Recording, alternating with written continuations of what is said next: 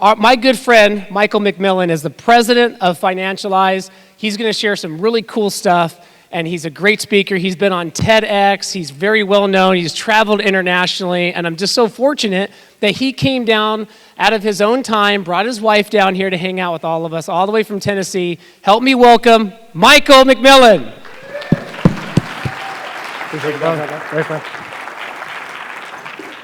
How's it going, everybody? We having a great time? Welcome to day 2, right? I'm actually shocked. I was talking to Roy about this earlier, about how many people are actually still in the room. It's always a great thing to see because it means that everyone's hungry for knowledge and succeeding in our businesses. What we're going to talk about today, and before I get into this, let me give you a little backstory on kind of where I come from. So I'm usually a conundrum on most stages I stand on because I'm a second-generation call center guy who actually happens to be a recovering software developer. So you might be asking yourself, like, oh gosh, how did this guy get into insurance? Buy me a cocktail, and I'll tell you the great story. But one of the things that I came up with as I was going and getting my start in my career started at 4 years old. Grew up on the south side of Chicago. My mother just had the last little bit of investment that she had to put into something, and what she did was she started a call center. And her and I broke as sin, basically had to sleep on cots on the floor of our call center to get that thing started and get the thing going. And every day when I'd come home from school, one of the first things that she would have me do is she would have me play this little thing that she liked to call the highlighter game. Highlighter game was pretty simple. I open a phone book. For anybody who is younger than 40, that is a piece of, like a book that had names and numbers in them that we used to call a lead list. And I make phone calls, and I was helping her try to drum up business in her lead list for the next day. I have done that exact same practice, not in a phone book anymore. I don't even know if they have them. For my entire career. One of the most important lessons I learned when I got started in that was it was not the level of effort that I put into this. It was the quality of effort that I put into it. And more than anything, it was that my words were more powerful than any action I could take. Because guys, words matter more than you think. The words that we use every day have an impact on the people we engage with and the people that we impact. And the words that we speak to ourselves are the core root of how all of this begins. So I'm going to take a few moments today to talk to you guys about how to take action and how to utilize your words to actually see an ROI inside of your business, not today, tomorrow. How to take a struggling relationship, be it with your spouse or your children, and turn it around, not tomorrow, but today. And the simple way of doing this is just by changing a little bit about how we speak to ourselves and how we speak to others. Now, before I get into all this, you might be asking yourself, how is this leads guy talking about changing? Financialize has a North Star. Our North Star is a single phrase that guides every single decision, every action, everything that we do. Our North Star as an organization is that our agents must win for us to win. That is it. We are here simply to ensure each and every one of you win. And that's why we're going to go through this today. So what are the things that we're going to be talking about? Well, it's simple. How many times in a day do we talk about, oh, I'm going to try to get to this. Oh, I'm going to try to mow that lawn, honey. I'm going to try to put away the dishes. No. I'm going to do it. I will do it. Because that is a difference in how our spouse and or our clients will see us. Maybe. What do you think about that? Well, maybe. Especially if you're in the South. I live in Tennessee. I'm from Chicago, but listen, the South is ingrained into this body. My grandfather would always like to tell people, he goes, listen, Michael, our family founded Tennessee, and we ain't having no stinking Yankees in this family, so I'm going to put you in that field, and I'm going to beat this hillbilly into you. So if you hear a lot of y'alls, I'm sorry. It's just ingrained in there. Because I don't hope to know what I'm going to become. I know what I'm going to become. This is the difference that you need to speak to yourself and that we need to speak to our clients. You need to understand that there was a time that our yes was yes and our no was no. And if you do not let your yes be yes and your no be no, what are you doing? No one knows. Because everyone's got still that question in their mind, is he actually saying yes or is he saying no? Words build and break trust in a moment. Let's give you an example here. I think this might work for you. If I'm asking you to do a rollover of $1 million to me from your 401k into a retirement that's going to make sure to try to give you a lifetime income to make sure you don't have to go work at Walmart greeting people, which I just found out they don't even have anymore, and I miss those old guys. Instead, oh, they do. Oh, they're bringing them back. Okay, in Tennessee, they're not there. So instead, I could tell you, this solution addresses your exact needs based upon your goals. Which one's stronger? Which one are you going to believe? If I think it's going to do it, all I'm sitting here thinking as the client is, oh my gosh, this expert doesn't even have a freaking clue. He's guessing on my money. Am I going to book that with you? No. I'm going to go find another guy who actually knows what the hell he's talking about. There's a great saying that we always talk about. The tongue has the power of life and death, and those who eat of it will eat its fruit. What does this mean? Simple, guys. Words are food. Your words are the alphabet soup that you are going to be going and eating each and every day. And so will the people that you're feeding them to. I can't illustrate this better than understanding that negative words are eating poop. Keep that in your mind next time you say something bad about yourself, that I can't make that call. Oh man, this day is too long. I didn't have my coffee, so I'm in a piss poor mood. Your negative words are poop. And I can't illustrate this better than a way I like to do it, which is called the brownie test. All right, guys, show of hands real quick. Who loves them a good batch of fresh, gooey brownies? I know I do. Listen, I didn't get this beautiful body on protein shakes and nice little things. That's Garrett. Garrett can eat healthy all he wants. I want me some brownies. And my grandma believes that there's more butter in brownie, the better the brownie becomes. Now, if I make you a batch of brownies and I do it all right, good in Southern style, and it's gooey and wonderful and got caramel on the top and butterscotch maybe even poured on the middle, it sounds amazing, right? But if you change 1%, just one ingredient in that, how bad do you think that batch of brownies is going to get? And especially when I tell you that one ingredient is manure. You want those same brownies? No, you don't want those brownies. God, no. That sounds like my worst nightmare in coming to life. Because 1% ruins everything. How many times have we heard it? My son's in the Navy. Great guy, Corpsman. I'm so proud. One of the kids I'm most proud of. He's serving our country with pride. I get pride in my heart just even talking about him. And I'll never forget one day we were having a conversation. I have a very fundamental rule, and God help me if there's law enforcement here, but when he came back from boot, I told him, I said, listen, if you can die for our country, you can have a cigar with me and a bourbon in the back. Let's go. That's our therapy sessions, just so y'all know. And he explained to me, he goes, man, he's like, you know what? Those boys swear like sailors. And he goes, now I understand where that saying actually came from. And then we went to A school. He went to Corpsman F&F in Pendleton, and he came back, and I started noticing a little bit of change in his own language. And he goes, you know what, I'm trying to get better. I said, trying. Oh, that's an interesting topic of conversation. That's a whole different family breakdown we're not going to get into. But I said, God, I'm like, listen, you could try to get better, but that 1% you're still screwing up is screwing up everything. Because you're deciding to put poop in your brownies. It's the same exact thing with words every single time. 1% negative poison, it's going to ruin your batch. But we also have to remember growth requires nutrients. Like I said, I'm from Chicago, but I'm in Illinois. If you haven't been to the Midwest during planting season and growth season, you have not had the unfortunate, wonderful pleasure of trying to drive down I-80 with your windows down and all of a sudden getting smacked in the face with the smell of manure for the next hour and a half and trying to figure out how to get that smell out of your car. Exactly, it does. I love that we got a farmer in the house. What we have to understand, though, is that same manure that is going to help grow those fields. There's actually, I didn't even know this until I started building this, that there's actually been a research study, because a lot of people ask, if manure is being used to grow my food, am I eating poop? The answer is no, actually, I come to find out, just so we're all not freaking out here. It's the minerals and nutrients that the plants are actually absorbing. but the excess is still something happening with it. Have you ever been told, and you've probably been explained, right? What's the first thing you do when you get vegetables? Exactly. You wash them. Why? Because there's still manure sitting on the outside. And we all talk about pesticides and fertilizer. Fertilizer is poop, guys. Come on, let's be real what that is.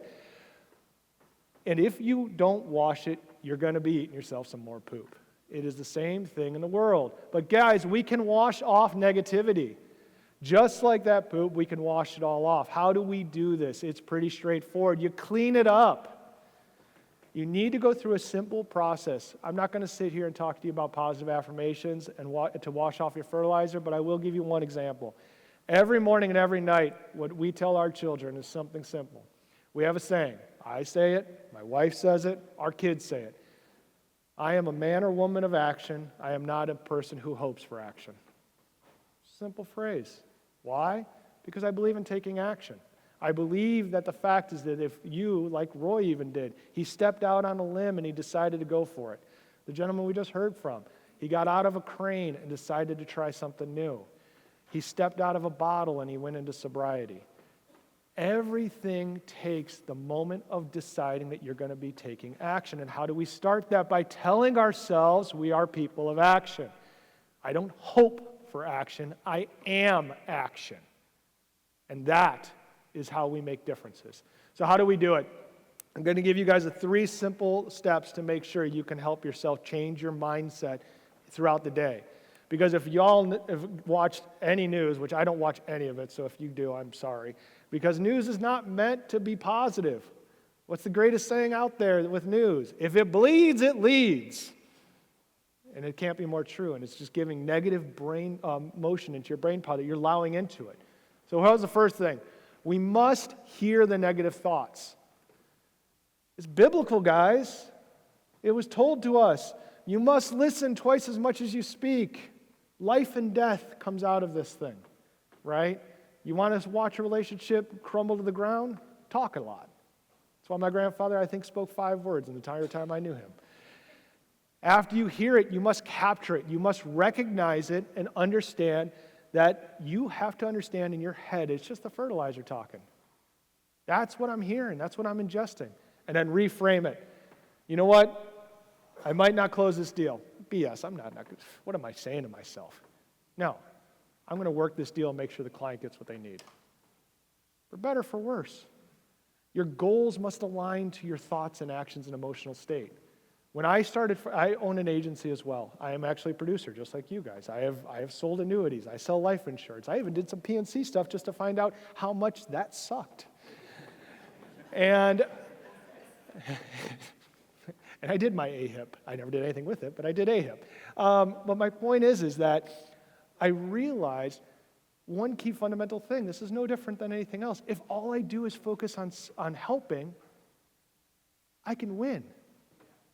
I don't care if they did business with me. I care that they're doing better with their life.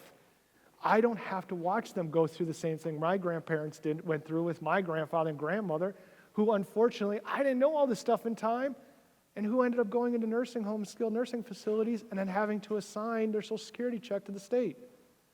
You want to talk about a horrible facility and a horrible piece of life that you had to watch, and I would watch come and happen. That was it. A widow who I had watched at 43 lose her husband because no one talked to her about the importance of life insurance, and now sits in a $4 million home and no hope and prayer of how she's going to pay that mortgage payment every month except for the will of God. That is the power we have because if we could choose to help, then choose to make a commission check. That's what suitability is all about, guys. It's not just words.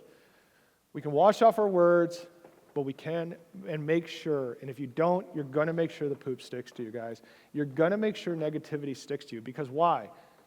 Negativity and positivity have a very separate side. When you are negative, right, it is going to shed negative energy from you. And this is science, right? Let's go back to science class. What happens with the negative side? It repels. What happens with positivity? It retracts. Positivity will attract what the outcomes you are looking for in life. So you need to replace and make sure you're bringing in empowering language. Don't just remove negatives, actually install positivities purposefully. You need to do this as a person of action, not a person who's hoping for action. So I love to say this, which is, do not let any wholesome talk come out of your mouths, but only what is helpful for building others. For 2,000 years, this has been said. And for 2,000 years, we've all decided to forget that this is what's being told to us and taught to us. We are told to help others. That's it. Speak life, don't speak death. It's pretty straightforward, guys. It's a very simple and honest concept that can impact the lives of you, your community, and all around you. And this is why we always talk about in our team client nutrition. We talk about nutrition because, like I said, words are food. How did we feed our team? How did we feed our leads today? I have one of the most amazing privileges to lead our organization at Financialize and a call center team throughout the United States. I have led tens of thousands of employees globally, from the Philippines to Mexico to across Latam and all over. And I have explained the same concept to all of them. It is the food that we are feeding our prospects and our clients that are ultimately going to deem our success. And so every day, this is our checkup. How did we feed them? Did we give them failure or did we give them success? Did we give them hope or did we give them more misery? What did we feed them today? That is what our quality assurance is based upon, is a nutritional check. Are you doing it? Are you double checking yourself and giving you the same checkup? Simple, guys. Doubtful language. This might be a good for you.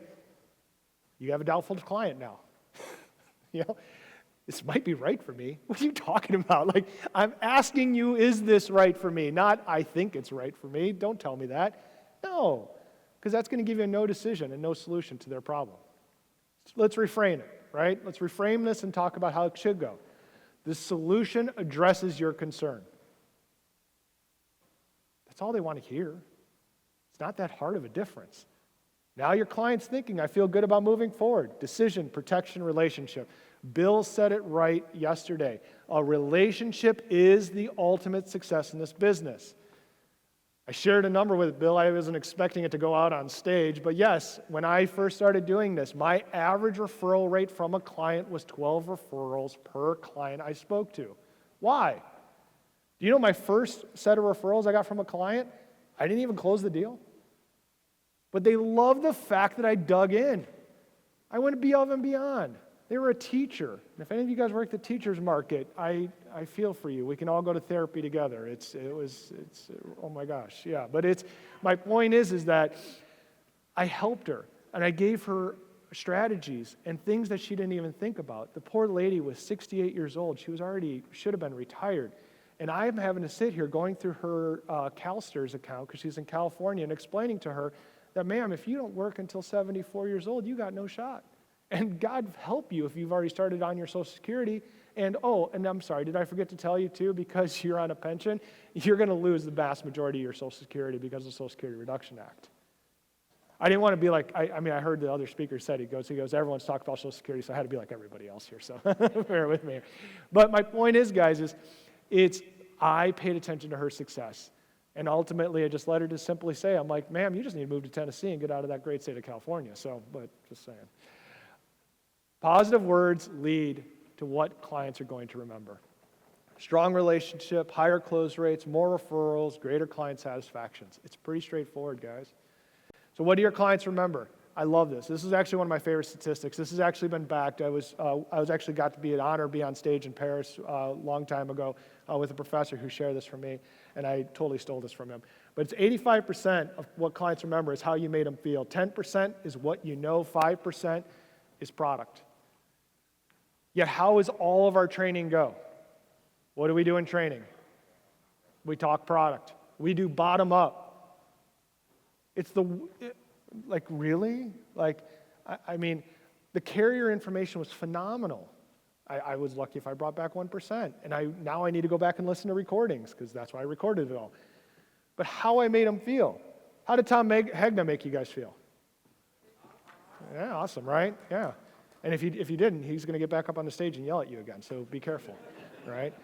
I mean, the point is how we are made to feel helps us retain the information in which we're going, and the words that are spoken are going to help contextualize it all together. Your words are going to shape your client experience more than the product. Your client will always remember the experience that they had with you, even more so than even the results that you had that they got out of it. No more of this can be better actually contextualized than with I always mention Salesforce here. Salesforce has produced probably one of the worst CRMs ever in the market, but everyone buys it, and everyone spends millions of dollars on it. And Mark Benioff loves to spin it to the fact that, but if you keep spending on it, it's going to get better. And he's a great presenter. I've had a great honor to be at Cloudforce a few times to present with him and do that exact sketch, which I always get a dirty look for. But it's true. The product can be mediocre, but if the actual guidance is great and the actual solution from the person is caring enough, they will continue to proceed with you. So simple things, guys, things to think through. I'm going to try to call you back. If you say the word try, whatever you need to do, I've seen people with the little, you're seeing the rubber bands on the wrist and they smack themselves with it. My daughter loves to always have her ponytail on there, and I'm trying to tell her, smack yourself with it, especially when I ask you to. Instead, guys, change it. I'll call you back at 3 o'clock. Be specific. Stop trying and start doing. This is not a hard concept with these pieces. I think this might work. No, it's going to work for you. Believe in what you're going to say. Believe in what you're telling people. If you don't believe it, stop doing it. Because if you don't believe it, how are you going to help someone else believe in what you're trying to show them and help guide them towards? I hope you'll like, I'm not even good at this, but my mother actually had a great saying, and it's just ingrained in me. Hope is not a planning tool. If you hope, you will fail. I don't care if it's a bad strategy, it's better than a person with no strategy, right? And that's all hope is getting you towards. We will see what happens. If I ever told any of my investors that over the years the businesses I had that I hope I would like to see what happens, I would not be standing here today because they'd probably have had me in a grave 6 feet deep at this point. No, here is what is going to happen. Guys, this is actually a pretty straightforward space. Now, granted, we can't give you exact certainty, but we can give you pretty close guidancing on how we're going to do this. And remember, words don't just help sales. They shape your team. We all have talked about our mentors. I've had some of the greatest mentors throughout my career. A gentleman like Jack Daly, my own mother, and Steve Carello, who's one of my business partners who was in New York Life, who actually made me understand what the word annuity even meant. All of these people are poured into me, but again, one of the greatest things I always do, and how I vet my mentors, is how are they shaping me with what they are teaching me? Because negative words spread like a virus. If any of you have a team and you ever notice like all of a sudden your team feels off, or there's something just not right going on inside of your organization, I guarantee you've got a negative person inside your organization. And you need to carve that out as fast as humanly possible. Does everyone remember what the rules are of hiring and firing? Hire slowly, fire quickly, and without regret. I add the second part. Because one complainer will poison the whole office. Your one complainer is the manure that it was in that batch of brownies. Positive culture starts with positive language. Like I said, I had the great privilege of taking over Financialize just over 3.5 months ago. The first thing I did was get my entire staff on a Zoom call together and make sure that they understood a few fundamentals. I see them. I was them. I was a call center agent for 8.5 years. I know that suck. But hey, for any of my military folk in here, you'll appreciate this, right? I embrace the suck. And why? Because that's how we get to success. But more than anything is that I care for them. Within the first month of taking over Financialize, I had a staff member whose house got flooded. She went to go stay with a friend in North Carolina. While she was gone, her house started on fire. What do you think we did? We poured out into that lady. And I'm sorry, on top of all of that, her child was having her birthday that day. My wife and I stepped up. We made sure we got her a birthday cake. We got presents. We made sure that she was squared up. We got her gift cards for food. We made phone calls. We actually knew the area she was in, make sure that their kids were lined up. Why? Because that's who we are. We're human beings. We take care of each other. And she had to understand that that's what our culture dictated. A man thinks in his heart, so he is. I can't just give you guys back more of this importance of this on how we speak to ourselves. Your words are going to be your steering wheel. And I know I'm flying through some of this because I know Garrett's going to come tackle me here in a second, so I'm going to give you guys a little bit on this here. Remember, your steering wheel is simple. We have words, beliefs, results, and actions. And these are going to be your steering wheel towards success, and your words are going to help guide those through to you. So here's my 30-day challenge to you. This is a pretty straightforward challenge. It's not going to be that overly difficult. I want you guys to monitor your self-talk. What are you saying to yourself? And are you reframing it and redoing it? If you find yourself talking negative to yourself or that you can't overcome something, just change it. Replace the weak phrases. You need to ban the word try around you. Anyone says the word try near you, this isn't the 80s anymore, so we can't smack them anymore, but you can definitely give them word smacking, all right? And tell them, stop, we don't. We will do this. And document the results. For any of you in the room who are like me and have problems sleeping, I'm going to give you guys the best sleeping medicine there is. Keep a notebook next to your bed with a pen. At the end of the day, write down in there all the things you accomplished and did. All I'm going to tell you to do is add this to it. How did I do that day? How am I feeling at the close of my day? Because our words will drive our success and failure, everybody. And at the end of the day, all I need to ask is, what will you say differently tomorrow? And I'm going to summarize with this, and you guys may not have noticed this, and I actually need to call this out because it's pretty important. I'm going to go back. Well, actually, it's not even showing on here now, so I'm sorry. Throughout these slides, there was actually a message on here. And this is important, guys, because as I'm talking words, we're all in business, and we're all always looking for opportunities. Throughout these slides, there was a message in the background, a little shadowed out, but it was there. And it all told you guys, if you notice, I came down here, and I dropped an envelope before I started. An opportunity. Any one of y'all could have just stepped up here, seen those words and came up, and in this, and just, finding an ATM in this place is no easy, I had $100 cash for y'all. And all you had to do was walk up here and get it. Opportunities are in front of us at all times. The difference are those people who are willing to take action. Hey, man, I appreciate you running up here, man, but you lost your shot now. Because guess what? Just like you could have bought that lead to make your goal and gotten on a trip, or you could have actually taken an action and came here and got $100 cash in your pocket right now. If you do not pay attention to the small details, you will not succeed. Opportunity is everywhere, but it's only available to those who will actually take it and take action and not hope for action. Thank you guys very much. I appreciate y'all.